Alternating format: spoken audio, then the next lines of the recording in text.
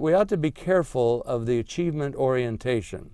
Because remember, when you're 5, 6, 7 years old, you're full of energy and you can play all day long. It's getting dark. Your mom says, come in for dinner. And you go, oh, wait a minute, I got stuff to do out here. And it might be playing in a puddle or with a box and a stick and a ball or watching an ant colony. And then you go off to school and they tell you, okay, you have to pay attention and you have to get good grades so you can go to a good college.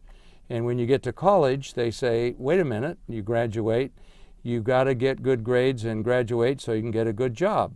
So you graduate and you go off and get a good job, and as soon as you do that, you go over to the local bank and take out a loan so you can buy a new car, so you can attract a spouse, and then you go to the wedding altar and you get married.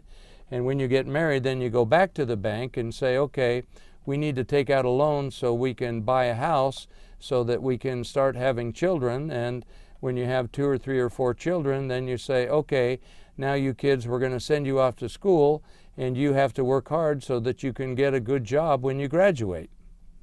So these achievements are pretty predictable, milestones of life.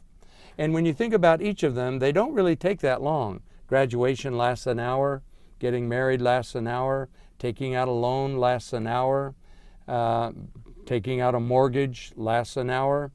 So when you think about it, all of the living is taking place in between these achievement milestones. And somewhere along the line, if we're not careful, we can forget that, so that we become separated, we become distanced from how we want to feel.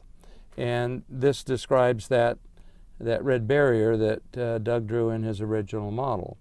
So some of the dangers of this achievement orientation are, if you're thinking winning at any cost, that making the numbers is the most important thing, you might experience an emerging hollowness. You might find yourself eroding your character and making ethical decisions that you otherwise would not make.